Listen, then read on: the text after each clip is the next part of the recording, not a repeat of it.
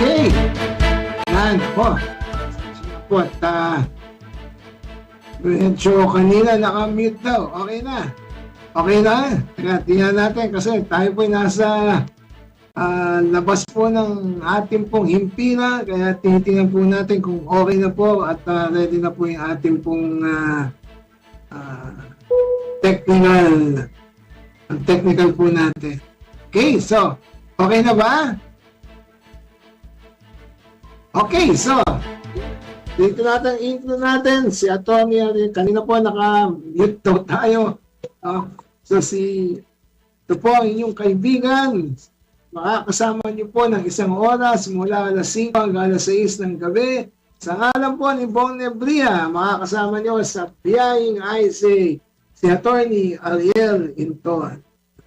Kaya kayo po, pauwi na kayo, may pupuntahan pa po kayo dito po sa programang to, sa bawat biyahe, sa ngalan po ng ating pong mga kasama pang iba, samahan nyo kami sa Biyahing IC. Sa koneksyon, kung po kami ay magiging mata nyo sa kalsada, mula sa pinakabagong traffic updates. Mamaya po ay mga traffic updates tayo, mga maiinit na issue na pantransportasyon, lalo na ngayon na usapan ng taas ng gasolina, taas ng pasahe at iba pa. No? At wala po tayong paligoy-ligoy. Biyahing IC, bida ka bawat segundo. Okay, so traffic update muna tayo. Kami, Tess Ignacio, MMDA Metro Base. Yes, hello, magandang hapon po at sa ating mga motoristang kasalukuyang bumabaybay dito sa kahaba ng EDSA, dito sa may southbound lane, after po dito sa may Balintawak Market, pagdating dyan sa may approach ng Kaingin Road, makakaranas na po tayo ng kabagalan hanggang makarating na po dito sa may Bansalangin.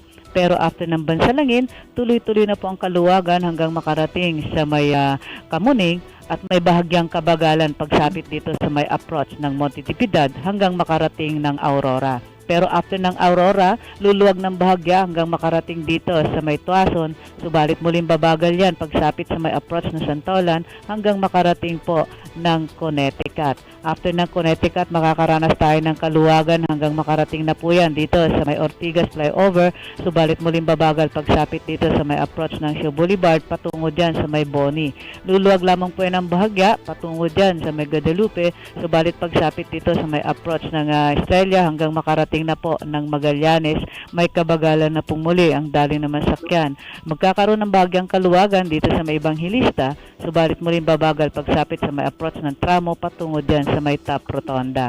After ng Top Rotonda, tuloy-tuloy na po ang kaluwagan patungo dyan sa may Rojas Boulevard. Yung kabilang parig naman, northbound lane, approach dito sa may FB Harrison patungong Top Rotonda, may kabagalan po ang dali na masakyan. Pagsapit dito sa may Apelo Cruz, tuloy-tuloy na po ang kaluwagan patungo dyan sa may Arnais.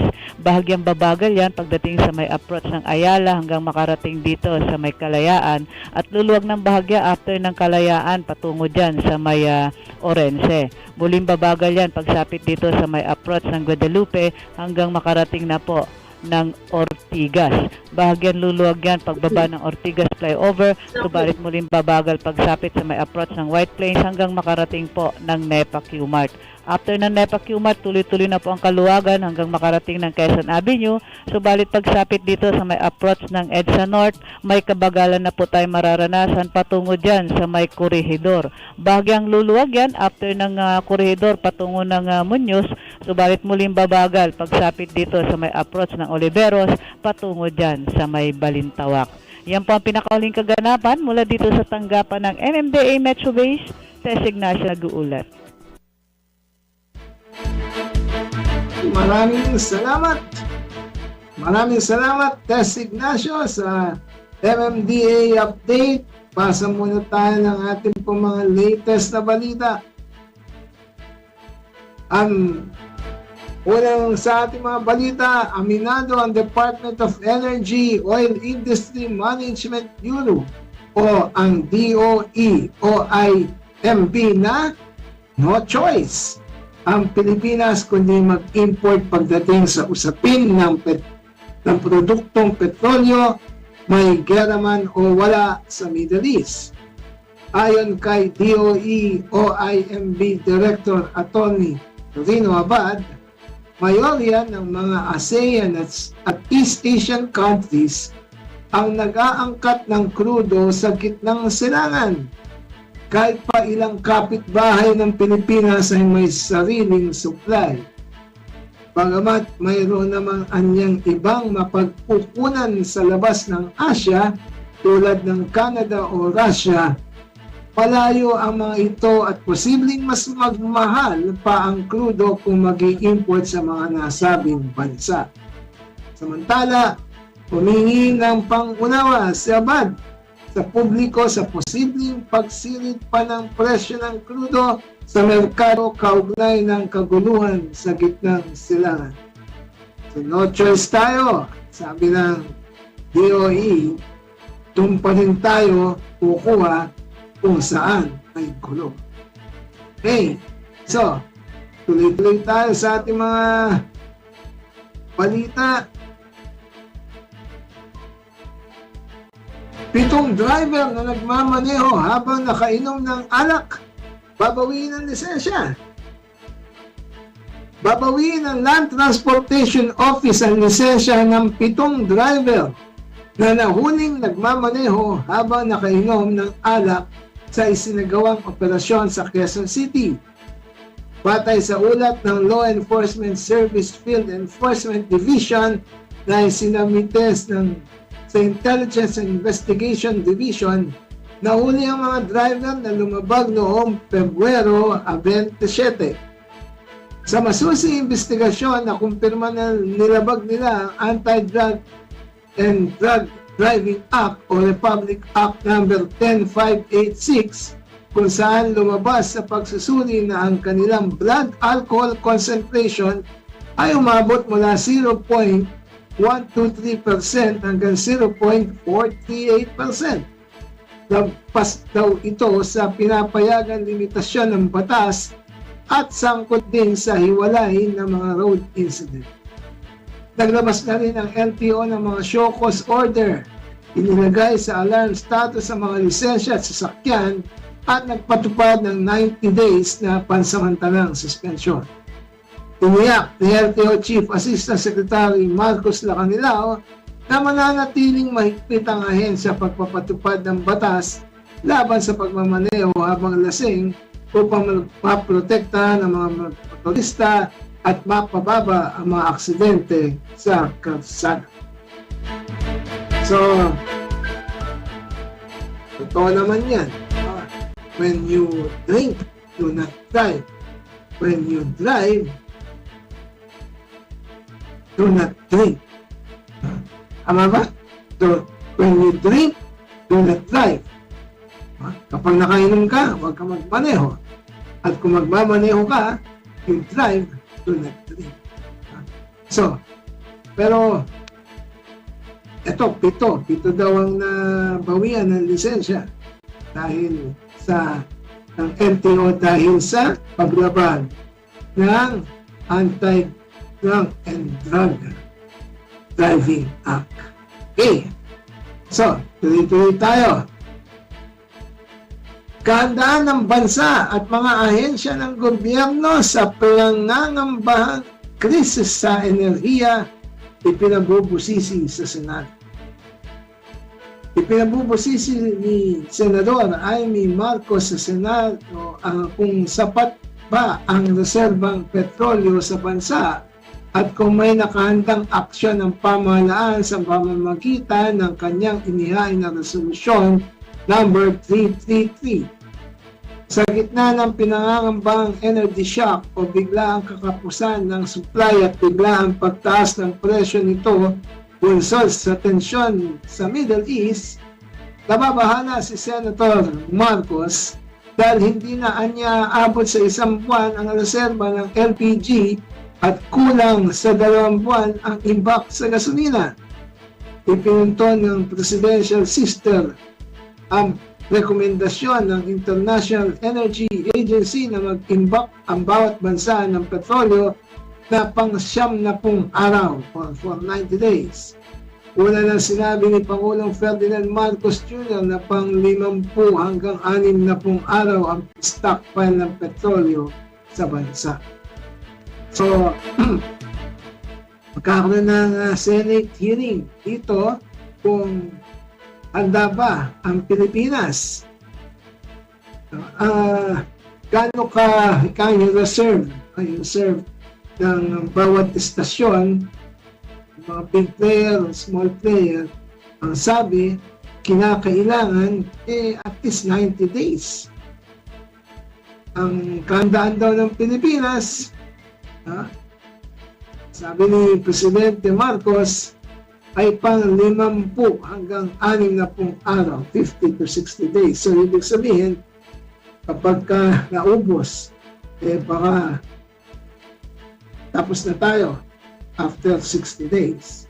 Kaya dapat titipid na rin tayo, no? Pero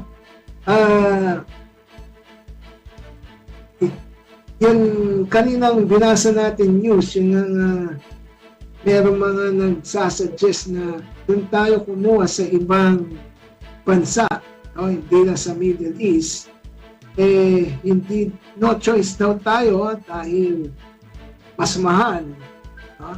Kung tayo ay doon sa Russia o sa Canada pupuha. So talagang kinakailangan ng masusing investigasyon dito na if indeed the war in the Middle East ay tatagal at ang ating reserva is only good for 50 to 60 days at mahirapan tayo makakuha sa kitnang silangan, tayo ba pupunta na sa iba, no? Na ibang source natin o ibang pwedeng mabilhan ng produktong petrol. So, tanggap muna tayo ng mga balita. Ilang business agreement ng mga kumpanya mula sa Pilipinas at Republic of Korea kasalihan sa Philippine-Korea Business Forum. Pabalita, no? Patrol 13, Gilbert Perdes. Gilbert, come in.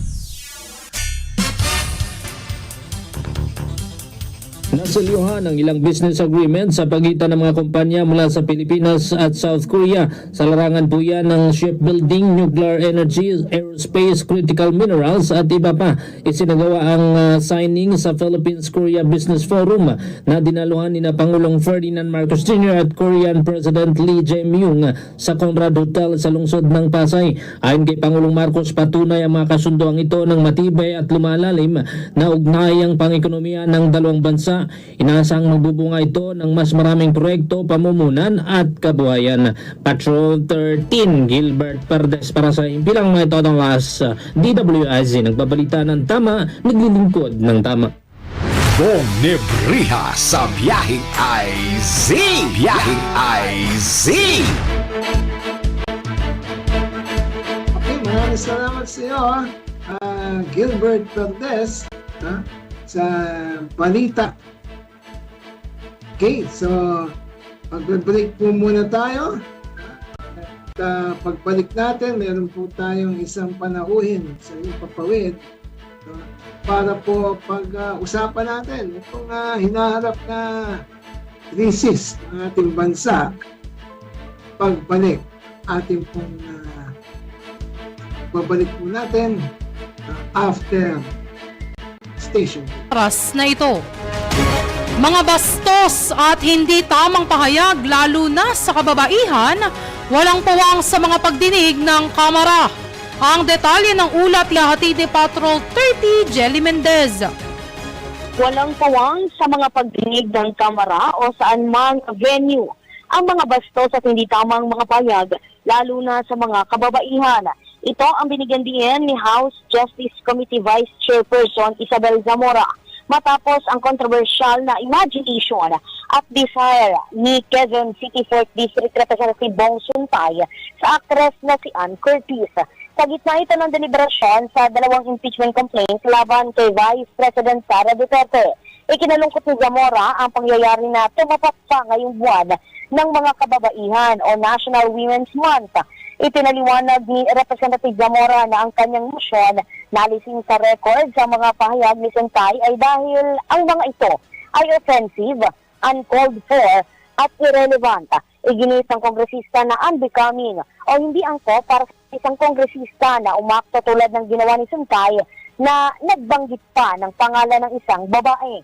Nagpaalala naman si Committee Chairperson Jervy Luistro na sa mga miyembro ng komite na mas mainam kung ito na lang sa subject matter sa impeachment at huwag lumabas sa diskusyon. Ito si Patrol 30. Jelly Mendez nag-uulat para sa Impilang May Todong Lakas sa DWIZ. Nagbabalita ng tama, naglilingkod ng tama. DWIZ News Catch Up. News Catch Up. Samantala, panukalang batas na magbibigay proteksyon sa remittance ng mga OFWs isinusulong sa Senado. Ang detalye ng balita ay TD Patrol 19 Celi Ortega Bueno. Isinusulong sa Senado ni Senator Mark Villar ang panukalang batas na puprotekta sa remittance ng mga OFW. Ito ang Senate Bill number 917 o Overseas Philippine Workers Remittance Protection Act kung saan ay co-sponsor si Senator Villar. Ayon sa Senador, hindi matatawaran ang contribution ng mga OFW sa ating ekonomiya. Noon lang 2025, umabot sa all-time high na $34.63 billion ang kanilang remittance kung saan katumbas ito ng tinatayang 7.3% ng gross domestic product ng bansa. Kaya ang kay Villar, mahalaga na bigyang garantiya ang proteksyon sa pinaghirapang pera ng mga OFW dahil ito ay titiyak sa kanilang financial security. Ang panukalang batas ay naglalayong pangalagaan ang remittance ng mga OFW sa pamagitan ng pag-regulate sa remittance fees, pagtiyak sa consumer safeguards, pagpapahusay sa transparency sa foreign exchange at pagtuturo ng financial literacy sa mga OFW at kanilang pamilya. Sa pamagitan ng mga programang ito, sinabi ni Villar na masisigurado na mabibigyang proteksyon ng mga OFW mula sa iba't ibang financial scam at maiwasan ang hindi maganda o palpak na financial decision at mauwi sa wala ang kanilang pinaghirapan. Kaya na naman nanawagan si Villar sa agarang pagpasa ng Overseas Philippine Workers Remittance Protection Act. Ito sa Patrol 19, Celi Ortega Bueno para sa Impilang May Todong Lakas sa DWIZ. Nagbabalita ng tama, naglilingkod ng tama. DWIZ News Catch Up. News Catch Up. At sa iba pang balita, palasyo. Muling iginiit na hindi manghihimasok si PBBM sa impeachment process sa Senado o sa Kongreso. Ang detalye ng balita ay TD Patrol 13 Gilbert Perdez. Muling binigyan din ng Malacanang na hindi makikalam si Pangulong Ferdinand Marcos Jr. sa anumang tinatakbo ng impeachment cases laban kay Vice President Sara Duterte sa Kongreso. Ito ay kasunod na rin ng pagulong ng pagdinig ng House Justice Committee ngayong araw sa kaso laban kay VP Sara. Binigyan din ni Palace Press Officer Undersecretary Claire Castro ang posisyon ng Pangulo na hayaang masunod ang proseso at saligang batas sa pagtalakay ng impeachment at pagpapanagot sa mga dapat managot ng naayon sa ebidensya. Paliwanag ni Castro, hindi pa nila napag-uusapan ng Pangulo ang paksa ng impeachment case laban kay VP Sara dahil abala ito sa special cabinet meeting kahapon at pagharap sa press conference kaugnay ng krisis sa gitnang silangan. Patrol 13 Gilbert Perdes para sa Himpilang May Todong Lakas, DWIZ. Nagbabalita ng tama, naglilingkod ng tama. Okay, ang ating oras ngayon, 5:33 ng hapon. Ito po si Attorney Ariel Linton. Kasama niyo pa rin sa biyaheng IC. Sa ngalan po ng ating pong kaibigan, Bong Nebriha. So, meron po tayong makakasamang panauhin ngayon. No? At nasa linya na pala siya. No? So, pasukan na po natin at ating pong makakasama ngayon sa biyaheng IC ang Pangulo po ng Manibela, ang Chairman ng Manibela, Ginong Mar Balbuena. Ang Balbuena, nandiyan na ba si Mar? Magandang hapon po, Attorney Ariel Linton, at magandang hapon po sa lahat ng ating mga tagapakinig po. Yes, Mar. Magandang hapon sa iyo at tayo permis muna si ating pong kaibigan Bong Nebriha Kaya tayo po muna, yung mga kasama sa ating pong talakayan ngayon, as our special guest, dito po sa ating topic na the fuel subsidy at taas ng pasahe. At alam naman natin na si Ginoong Mal Balbena, pag ito nagsalita, walang kinikilingan, walang kinatatakutan to, no? So, sasabihin ni Mab dito, sigurado, yung kanyang paninindigan. So, unang katanungan, Mar, ano bang ang stand ng Manibela pagdating sa excise tax sa petroleum products? Dapat na po itong i-repeal o i-abolish, attorney, para nang sa ganon ay madagdagan yung kita o ipon ng ating mga kababayang motorista, hindi lamang po dito sa pampublikong transportasyon. At alam naman natin yung mga taxes natin sa ngayon ay nagagamit lamang sa korupsyon, attorney. Okay, Dapat na itong buwag. Okay, alam mo mga tungang excise tax, so, para sa ating mga tagapakinig, papaliwanag natin. Yung excise tax, pagdating sa petroleum prices, halimbawa, diesel, magkano ang pumapatong dito sa presyo, no? Etong excise tax? Opo, attorney. Nasa 6 pesos po ang ipinapatong dito ng mga oil companies na napupunta po sa kaban ng bayan. Kung nagkakarga po kami ng 30 to 35 liters a day, mahigit 200 piso rin po ito na nawawala sa kita ng mga super, Attorney Inton. So sa bawat litro, 6 na piso ang excise tax. Ganun ang ating computation. Tama, Mark? Opo, tama po kayo, Attorney Inton. At wala pa yung take note, wala pa po yung 12% na value-added tax. Wala pa yun. Value-added tax na kinakarga po rito, Attorney Inton. Opo. So, dito pa lang sa mga produktong petrolyo, napakalaki na ng buwis na ipinapatong o dinadagdag. So, kung tutuusin ngayon, kayo na nasa transport sector, may malaki pala ang bag nyo sa buwis ng ating bayan, no? Sa bawat litro. Ang laki pala na iaambag nyo sa pamamagitan ng pagbabayad ng excise tax, VAT, etc. sa bawat ikinakarga ninyo.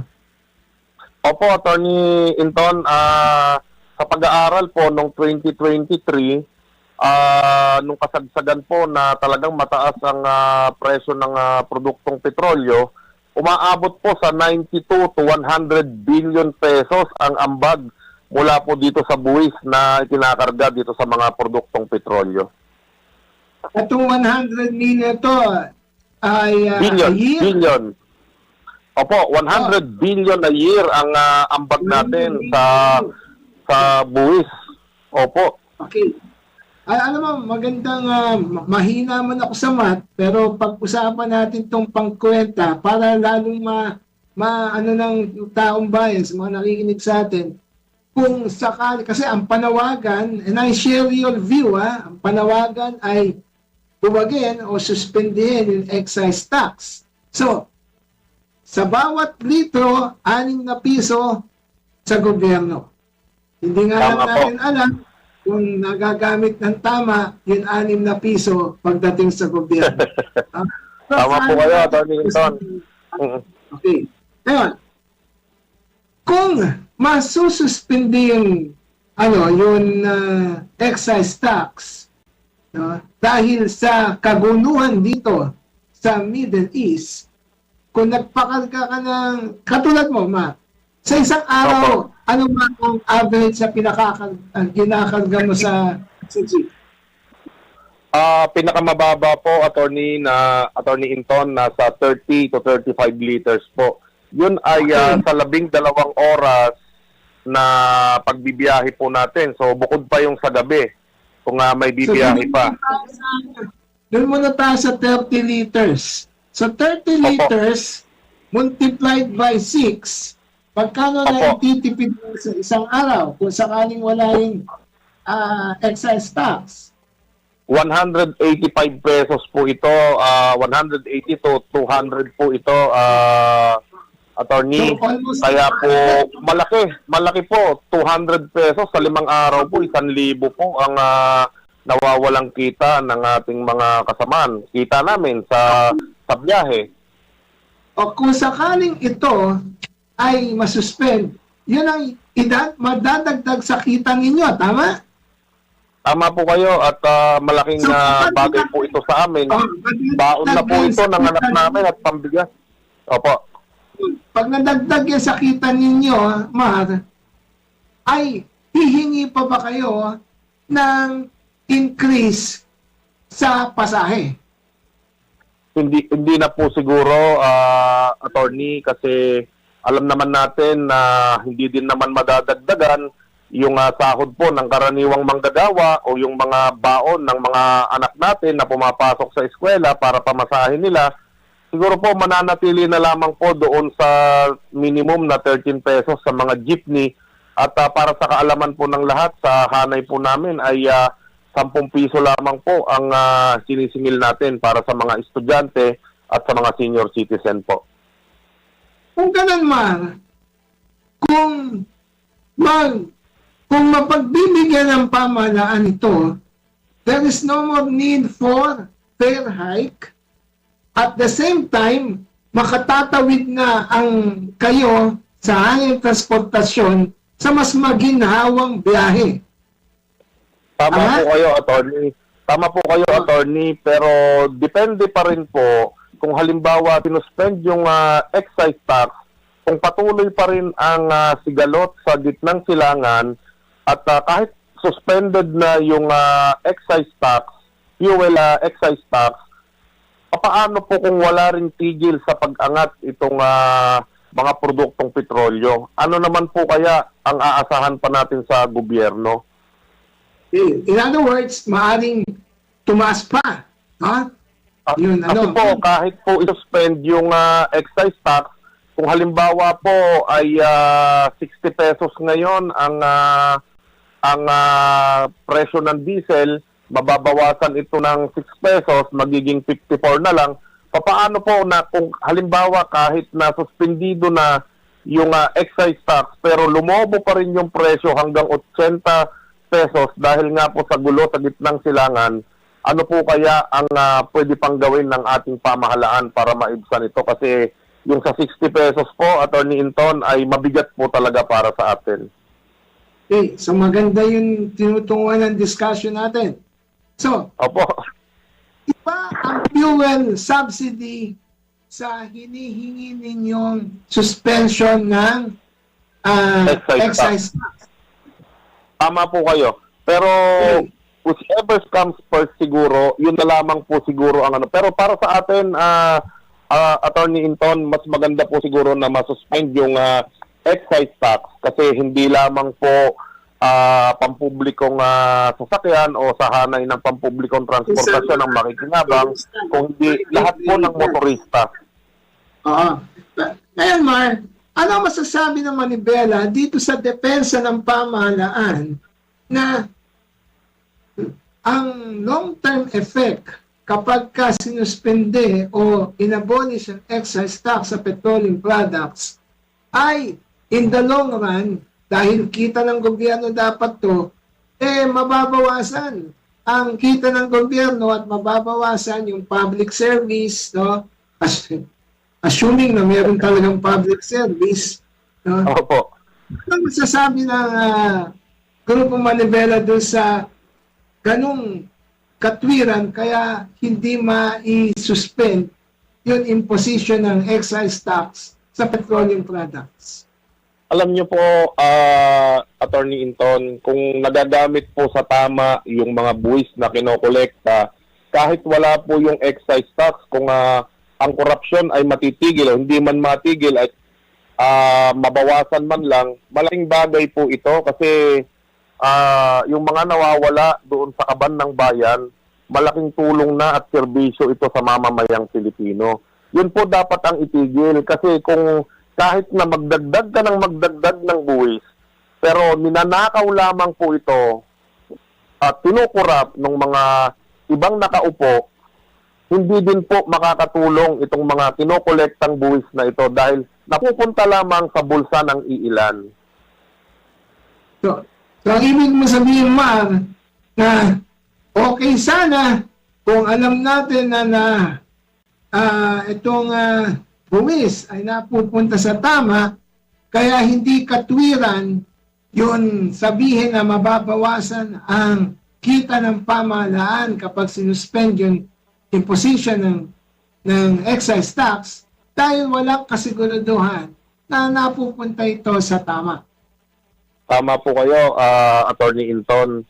Ngayon pa lamang kung titignan natin at susuriin natin, yung ayuda na lang, kung talagang may kahandaan ang ating pamahalaan at nandyan lang ang pondo, dapat po hindi na pinagtatagal yung ayuda o fuel subsidy na kung saan mataas yung presyo ng mga produktong petrolyo. Dapat may sense of urgency itong ating pamahalaan, lalong-lalo na ang Department of Energy at ang DOTR. Kailan pa po namin ito mapapakinabangan? Kailan pa namin magagamit ito? Okay. So, Po ba? go to another topic, Mar. Pero related pa rin to. Ang sabi ng ilang mga na lumabas sa media na kailangan daw kung sakaling worst comes worst ang gera sa gitna silangan ni Ganire na hindi pa matapos-tapos, ang kailangan na fuel reserve daw natin should last ng 90 days. Yan ang sinabi. Kanina, kababasa ko lang ng balita. Pero, inamin naman ni Presidente Marcos na 50 to 60 days lang daw ang reserva. Kapag nagtanong ka naman sa mga retailer ng petroleum product, sa mga big player daw, pero sila 30 days lang na reserva. At sa mga small player, it's about 2 weeks. Opo. Ano nakikita mo dito na kung okay, buti sana kung meron may supply. Paano kung walang supply? No? Tama po kayo. Ang posisyon ng dito ng manibela para masolusyonan to kasi sabi ng kanina sa balita dahil binasa ko, no choice daw tayo na sa gitnang silangan kumuha ng petroleum product. Hindi daw mahirap dahil mas mataas daw ang presyo kung tayo kukuha sa Canada, Russia at ibang mga bansa. Paano ngayon to kung naubos yung reserve? No? Ano ang masasabi kung manibela sa ganitong sitwasyon? Opo, Attorney, noong panahon pa ng giyera ng Ukraine at ng Russia, ipinapanukala na natin na lakihan yung oil buffer ng Pilipinas na hindi lamang 60 days, hindi lamang 90 days. Dapat tinitignan na natin noon pa na may mga mangyayaring sigalot dahil sa kaliwat kanang tensyon, hindi lamang sa gitnang silangan, kundi po sa Russia. Sana po noon pa nasimulan na yung pagpapalaki ng mga oil reserve natin dito sa Pilipinas. At kung sinasabi ng ating Pangulo na meron tayong 90 days, sa ngayon, malaking bagay po yan, 3 buwan po yan na kung meron tayong oil reserve ng 3 buwan. At ang mga private companies, yung malalaking oil companies, na meron silang 60 days at may 30 days sa mga maliliit na oil companies. Pero contradict ito doon sa nangyayari ngayon, Attorney Inton. Kung meron naman pala silang 60 days ang mga big time oil players at may 30 days ang mga small players, bakit po linggo-linggo silang nagtataas, Attorney Inton? Di ba? Kung meron kang reserve ng pangmatagalan, edi dapat monthly o after 60 days ang pagtataas nito. Bakit weekly? Hindi po ba? Yun lamang po yung mga dagdag na katanungan natin sa Department of Energy na dapat ito ang masuri. Kaya po tayo nahihirapan, hindi lamang ang mga ordinaryong super sa mga pampublikong sasakyan, kundi sa lahat ng mga motorista dahil sa walang tamang pag-account nitong mga oil reserve, nitong mga lahat ng oil companies na ito. At sabi nga natin na yung isa pa na 20% ang nakukuha natin sa Iran o sa Middle East dahil marami naman tayong nagsusupply ng mga petrolyo, bakit hindi tayo makipag-negotiate doon sa mga bansang ito na wag namang taasan?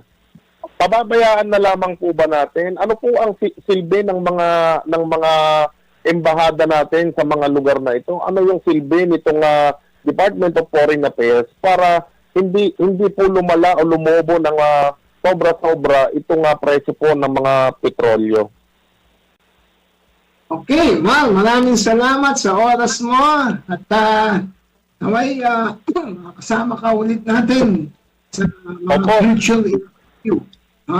So maraming salamat po, Attorney Inton. Maraming salamat po at mabuhay po kayo. Thank you. So, yan po ang ating pong chairman ng Manibela, Mal Balbuena, sa kanilang mga take sa fuel subsidy, taas pasahe, at abolition ng excise tax sa petroleum products. Ang oras po natin, 5:51 ng hapon. Okay, alas 5:55 ng hapon. Meron pa po tayong oras para sa inyong mga news item. Driver ng truck na putol ang daliri. Putol ang daliri sa paa ng isang driver ng trailer truck. Matapos maipit ang bumangga sa kasalubong nitong trailer truck din sa westbound lane ng Quirino Avenue sa Maynila kaninang umaga. Ayon sa otoridad, ang mga sangkot na trailer truck ay isang 22-wheeler at isang 18-wheeler truck na may kagang mga semento sa operated ng magkaibang kumpanya. Dinami ng pasahero ng isang truck na hindi napansin ng driver ang red light dahilan para sumalpok ito sa kasalubong na truck. Sinugod naman agad sa ospital ang mga biktima at nasa maayos na kalagayan. Yun nga lang, ayos na kalagayan pero putol na ang daliri. Bawas na ng daliri ng isang driver. Okay? So, meron pa po tayong news item. Isang taong gulang na bata patay matapos pagulungan ng dump truck. So, truck na naman. Patay ang isang taong gulang na batang babae. Nakakalungkot na balita to, ha? Matapos magulungan ng dump truck sa barangay Latang sa Talisay City, Cebu. Sa kuha ng CCTV, makikita sinemplang ang motorsiklo sinasakyan ng isang pamilya sanhi para mabitawan ng ina ang sanggol at nagkataon namang umaandar ang truck dahilan para magdulungan ang bata. Nagtamo na matinding sugat sa ulo ang bata kaya agad itong dinala sa ospital, ngunit idineklarang dead on arrival. Sumuko naman sa pulisya ang driver ng dump truck at sinabing hindi niya napansin ang motorsiklo. Humingi ng tawad ang driver, gayon mo din ang kumpanya ng truck at nakipag-areglo sa pamilya na sawing sangkol na piniling wag nang magbigay ng payag tungkol sa insidente. Alam niyo, nakakalungkot na balita ito, pero kapag binasa ninyo, no, nakasakay, no, motorsiklo, sumemplang motorsiklo sinasakyan ng isang pamilya. So, ibig sabihin, hindi lang dalawa nakasakay, meron bata, isang gol na akay-akay. No? Yan yun, no? Kawawa naman yung bata. Kaya siguro kinakailangan din maging maingat tayo sa pagmotor at kung ano po ang motorcycle, isang driver, isang angkas. Usually kapag may bata, alam natin baka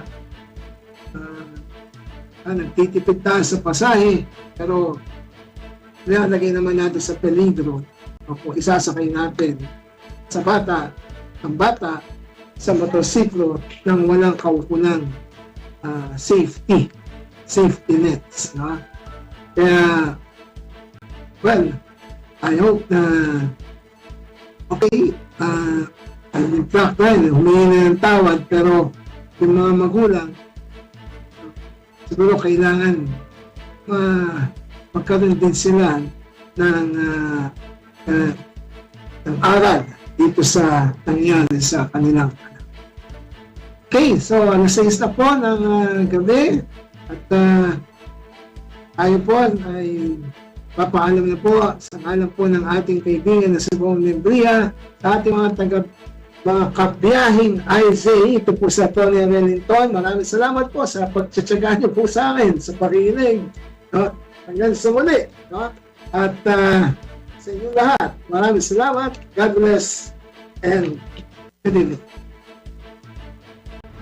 Bong Nebriha sa